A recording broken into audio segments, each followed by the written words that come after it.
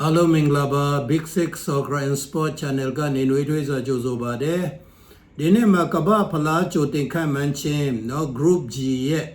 တော့ပွဲကိုကျွန်တော်ပြုလုပ်ခြင်းပါတယ်နေ့ကတော့29ရက်စနေနေ့ဖြစ်တယ်အချိန်ကတော့เนาะမနေ့9နာရီခွဲဖြစ်တယ် Egypt နဲ့ Iran ပွဲဖြစ်တယ်အုပ်စု G ရဲ့နောက်ဆုံးပွဲဖြစ်ပါတယ် Group G ရဲ့သူတို့မကန်ခင်အခြေအနေEgypt ကတော့နှစ်ပွဲမှာတစ်ပွဲနိုင်တစ်ပွဲတည်၄မှတ်ရတယ် Iran ကတော့နှစ်ပွဲမှာနှစ်ပွဲတည်2မှတ်ရတယ်ပြီးတော့ Belgium ကတော့နှစ်ပွဲမှာနှစ်ပွဲတည်2မှတ်ရတယ် New Zealand ကတော့နှစ်ပွဲမှာတစ်ပွဲတည်တစ်ပွဲရှုံးတော့1မှတ်ရထားပါတယ်ဒါကတော့ Egypt နဲ့ Iran မကန်ခင်ဒီအခြေအနေဖြစ်တယ်လောလောဆယ်ကတော့ Egypt ကအုပ်စုကိုဦးဆောင်ပြီးတော့ Iran ကတော့နှစ်ပွဲစစ်တည်ကြထားတာကျွန်တော်တွေ့ရတယ်နောက်ဆုံးရလက်ကြည့်မယ်ဆိုရင် Egypt က Belgium နဲ့တကိုးစီတည်ကြတယ် New Zealand ကိုတော့3ဂိုးတကိုးနဲ့နိုင်ထားတာတွေ့ရနှစ်ပွဲမှာတစ်ပွဲနိုင်တစ်ပွဲတည်4ဂိုးတွင်းပြီးတော့2ဂိုးပြန်ပေးရပါတယ် Iran ကြတော့ New Zealand နဲ့2ဂိုးစီတည်ကြတယ်ပြီးတော့ Belgium နဲ့ဇီးတည်ကြတယ်ဒီအတွက်ကြောင့်နှစ်ပွဲမှာနှစ်ပွဲတည်2ဂိုးတွင်းပြီးတော့2ဂိုးပြန်ပေးရEgypt ရဲ့အားတာချက်ကတော့မိုဟာမက်ဆလာဦးဆောင်တဲ့တိုက်စစ်ကကောင်းတယ်လက်ရှိအုပ်စုမှာသူကတော့ခေါင်းဆောင်ဖြစ်တယ်ပြီးတော့ New Zealand ကို3-1နဲ့ပြန်လည်အနိုင်ယူခဲ့တဲ့အတွက်ကြောင့်ယုံကြည်မှုမြင့်မားတယ်တောင်ပန်တိုက်စစ်နဲ့အမြန်တိုက်စစ်ကောင်းမွန်တယ်တံပြန်တိုက်စစ်ကောင်းမွန်တာတွေ့ရတယ်အားနည်းချက်တော့ခံစစ်ပိုင်းတစ်ခါတရံနေရလွတ်များပေါ်တတ်တယ်ဖိအားများတဲ့ပွဲများမှာအခွင့်အရေးဖြုံးတိနိုင်တာတွေ့ရတယ်။ Iran ရဲ့အားတာချက်ကတော့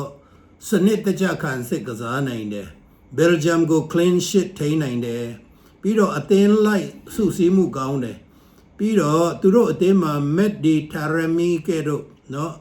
အတွေ့အကြုံဥရောပအတွေ့အကြုံရှိတဲ့တိုက်စစ်မှုတွေရှိတယ်။အားနည်းချက်နှ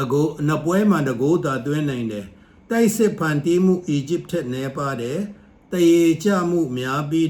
တဲ့နိုင်ပွဲပေါ်ဆောင်နိုင်မှုမေးခွန်းထုတ်ခံရတာဖြစ်တယ်ပွဲသုံးသက်ချက်ကြည့်မယ်ဆိုရင် Egypt ကတရေကစားရုံဖြစ်အခြေအနေကောင်းနိုင်တယ် Iran အတွက်တော့အနိုင်ကစားမှအကောင်းဆုံးရလက်ရမယ် Egypt ရဲ့တိုက်စစ်စွမ်းအားက Iran ထက်အနည်းငယ်တာလွန်တယ် Iran ကခံစစ်ဖွဲ့စည်းပုံကပွဲကိုအနီးကဖြစ်စေနိုင်ပါတယ်ဂိုးခန့်မှန်းချက်ကြတော့ဂိုးအောက်1.5ဖြစ်တယ်ဂိုးအပေါ်1.5ဖြစ်တယ်နှစ်သင်းစလုံးဂိုးသွင်းနိုင်တယ်အဲ့အတွက်ကြောင့်ကျွန်တော်အနေနဲ့ဒီမှာဗာတွေ့ရလဲဆိုတော့ -50 -55% ဖြစ်တယ်ခန့်မှန်းရလက်ကတော့ Egypt တကိုး Iran 3ညဖြစ်တယ်အခြားဖြစ်နိုင်ခြေတွေကတော့တကိုးစီတရေမဟုတ်ရင် Iran ငကိုးတကိုးနဲ့နိုင်တယ်3ညနဲ့တရေလည်းဖြစ်နိုင်တာတွေ့ရတယ်ဒီလိုเนาะဒီထဲမှာကျွန်တော်တို့ကဘယ်ဟာကိုကြိုက်လဲဆိုတော့ကိုယ့်ဘာသာကိုเนาะပြန်လဲစဉ်းစားတွက်ချက်ပြီးတော့เนาะကျွန်တော် bet လုပ်ဖို့ဖြစ်တယ် Asian handicap ခံမှန်းချက်တော့เนาะအန်တယ်တဲ့ Egypt 3ညIran 3ညအဲ့ဒါကိုတော့ bet မလုပ်ဖို့ဖြစ်တယ်အဓိကရွေးချယ်မှုကတော့ Egypt -0.25 တရေတဝက်ရှုံးအထိကျွန်တော်တို့ Egypt ကိုရွေးနိုင်တယ်အန်တယ်ပုံများတာတော့တရေအပြစ်ရှုံး Egypt ပဲအလုံးရင်အန်တယ်များနိုင်တယ်ဒါပေမဲ့တရေတဝက်ရှုံးဆိုရင် Egypt ဘက်မှာနေတာအန်တယ်မရှိဘူးဂိုးပေါင်းကတော့ဂိုးအောက်1.5ဖြစ်တယ်နောက်ဆုံးအကြံပြုချက်မှာเนาะEgypt ကတဝက်ရှုံးဖြစ်တယ်အကောင်းဆုံးကတော့เนาะဒီဂိုးကတော့ဂိုးအောက်1.5ဖြစ်တယ်တကယ် correct score ကတော့ Egypt တကိုး Iran 3ညဖြစ်တယ်ယုံကြည်မှုကတော့10မှတ်ထဲမှာ 9.5 ဖြစ်တယ် Iran ရဲ့ခံစစ်ကောင်းမှုကြောင့်ပွဲကနိုင်ပေမဲ့ Egypt ရဲ့တိုက်စစ်အရေးသွေးနဲ့လက်ရှိပုံစံကြောင့်အနည်းငယ် Egypt ကတာတယ်အဲ့အတွက်ကြောင့်go out 1.5နဲ့เนาะဒီ -0.25 တရေတဝက်ရှုံး Egypt ဘက်မှာ နေတဲ့စဉ်းစားတဲ့ရွေးချယ်တင်ပါတယ်အစုံတိုင်အောင်နားထောင်ပေးတဲ့အတွက်ကြောင့်ကျေးဇူးတဲ့ Group G ရဲ့နောက်တစ်ပွဲကတော့ New Zealand နဲ့ Belgium ပွဲဖြစ်တယ်ဒီဇွန်လ29ရက်နေ့စနေနေ့မနေ့9နာရီခွဲမှာကံမှာဖြစ်တယ် Group G ရဲ့ဒီနောက်ဆုံးပွဲမခံခင်အခြေအနေကတော့ Egypt နှစ်ပွဲမှာတစ်ပွဲနိုင်တစ်ပွဲတရေIran တော့နှစ်ပွဲမှာနှစ်ပွဲစလုံးတရေ Belgium လည်းနှစ်ပွဲမှာနှစ်ပွဲစလုံးတရေ New Zealand တော့တစ်ပွဲတရေတစ်ပွဲရှုံးတမတ်ရထားတယ်အခြေအနေ Belgium အတွက်အနိုင်ရချင်းကသာနောက်တစ်ဆင့်တက်ရန်အလွန်ရေးကြီးတယ် New Zealand ဟာအနိုင်ရပါကအခွင့်အရေးဆက်လက်ရှင်သန်နိုင်တယ်ပြီးတော့နှစ်သင်းစလုံးအနိုင်ပွဲကိုရှာဖွေရမယ့်ပွဲဖြစ်တယ်နော်နောက်ဆုံးပွဲရလက်မှာ New Zealand Iran နဲ့ New Zealand နဲ့ဖြစ်နိုင်တယ် New Zealand 1 Egypt 3အဲ့ဒါတော့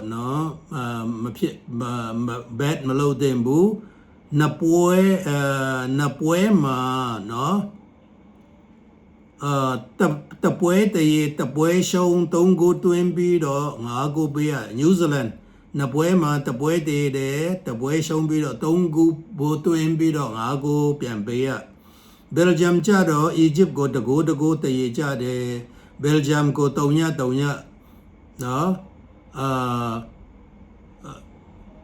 Belgium နဲ့Iran 3-3တရေကြတာတွေ့ရတယ်ဒီအတွက်ကြောင့် Belgium မှာနှစ်ပွဲမှာနှစ်ပွဲစလုံးတရေတဂိုးသွင်းပြီးတော့တဂိုးပြန်ပေးရတာတွေ့ရ New Zealand ရဲ့အားတာချက်ကတော့တိုက်စစ်စင်ရမှာစ조사အားထုတ်မှုကောင်းတယ် Iran ကိုငွေသွင်းနိုင်တယ်ပြီးတော့ရုပ်ပိုင်းဆိုင်ရာအားကောင်းပြီးတော့လေထဲဘောလုံးရှင်နိုင်စွမ်းရှိတယ် New Zealand ဖိအားမရှိဘဲနဲ့တိုက်စစ်ဖွင့်ကစားနိုင်တဲ့အနေအထားရှိတယ်အားနည်းချက်ကခံစစ်ပိုင်းမတည်ငြိမ်ဘူးနှစ်ပွဲမှာ5ဂိုးပေးထားရတယ်အရေးအသွေးမြင့်အသင်းများနဲ့ရင်ဆိုင်ရတယ်ဆိုရင်အမားများတတ်တယ်ဘောလုံးပိုင်ဆိုင်မှုအားနည်းတယ် Belgium ရဲ့အားတာချက်ကတော့နီးစနစ်ပိုင်းအရေးအသွေးကောင်းတယ်ပြီးတော့ခံစစ်ဖွဲ့စည်းမှုအားကောင်းတယ်အတွေ့အကြုံရှိတဲ့ကစားသမားအများရှိတယ်ဘောလုံးထိန်းချုပ်မှုနဲ့ပွဲစည်းနိုင်စွမ်းရှိတယ်အားနည်းချက်ကတော့နှစ်ပွဲမှာတဂိုးပဲသွင်းတယ်တိုက်စစ်အဆုံးသက်ပိုင်းထိရောက်မှုလျော့နေတယ်နိုင်ပွဲမရသေးတဲ့အတွက်ကြောင့်ဖိအားရှိတယ် Belgium ဆိုတာတော့ဥရောပအသင်းကြီးတဲ့ပဲပွဲသုံးသက်ချက်ကတော့ Belgium ရဲ့အရေးအသွေးနဲ့အသင်းအင်အားက New Zealand ထက်သာလွန်တယ် New Zealand ကတိုက်စစ်ဖွင့်ကစားနိုင်ပေမဲ့ခံစစ်ပိုင်းမှာအားနည်းချက်များရှိနေတယ် Belgium ဟာအနိုင်ပွဲလိုအပ်နေတဲ့အတွက်ကြောင့်ပုံမတိုက်စစ်ဆန်စွာကစားနိုင်တယ်ပွဲအများစုအချိန်မှာ Belgium ကဘောလုံးပိုင်ဆိုင်မှုအသာစီးယူနိုင်မယ်လို့မျှော်လင့်ရပါတယ်ဂိုးခံမှန်းချက်တော့အပေါ်2ဂိုးဖြစ်တယ်အောက်1.5ဂိုးဖြစ်တယ်ပြီးတော့နှစ်သင်းစလုံးဂိုးသွင်းနိုင်တယ်နှစ်သင်းစလုံးဂိုးသွင်းနိုင်ဖို့တော့58%ဖြစ်တယ်တကယ်ဂိုးခံမှန်းချက်တော့ New Zealand တကို Belgium 2ဂိုးဖြစ်ပါတယ်အခြားဖြစ်နိုင်ချေကတော့New Zealand 3 Belgium 2ဂိုး New Zealand 1 Belgium 3မဟုတ်ရင်တဂိုးစီတရေဒီလေးခုထဲမှာကျွန်တော်စဉ်းစားပြီးတော့ကြိုက်တဲ့ကျွန်တော် correct goal ကိုရွေးဖို့ဖြစ်တယ် Asian handicap ခံမှန်းချက်တော့ under နေတာတော့ Belgium -0.5 တရေအားလုံးရှုံးကျွန်တော်အနေနဲ့ bet လုပ်နိုင်ပါတယ်အဓိကရွေးချယ်မှုကတော့ Belgium -0.75 under များတာတော့ -10 ဖြစ်ပါတယ်ဂိုးပေါင်းကတော့2ဂိုးနောက်ဆုံးအကြံပြုချက်ကတော့ Asian bet -0.75 ဂိုးအပေါ်ကတော့2ဂိုးပြီးတော့အမှန်တွင်းဂိုးကတော့ New Zealand တကို Belgium 2ဂိုးဖြစ်ပါတယ် Belgium ဟာရခင်ပွဲများမှာတိုက်စစ်ပိုင်းထိရောက်မှုနဲ့ပေမဲ့အသင်းအရေးအတွေ့အကြုံနဲ့ပွဲအရေးပါမှုအရ New Zealand ထက်အဖက်ဖက်မှာအသာစီးရတယ် Asian handicap မှာ Belgium ကို -0.75 နဲ့ဂိုးပေါင်း ငကိုထားတဲ့အတွက်ကြောင့်ဒါဟာသဘောကျဆက်ဖြစ်ပါတယ်အဲ့အတွက်ကြောင့်အဆုံးတိုင်အောင်နားထောင်တဲ့အတွက်ကြောင့်ကျေးဇူးတင်တယ်အဆုံးတိုင်နားထောင်တော်သူများကိုယ်ဤကြမှာချင်းစိတ်ချမ်းသာခြင်းစီးပွားလဘတိုးတက်အောင်မြင်ခြင်းရနိုင်ပါစေလို့ဆုတောင်းမေတ္တာပို့ပေးလိုက်ပါတယ်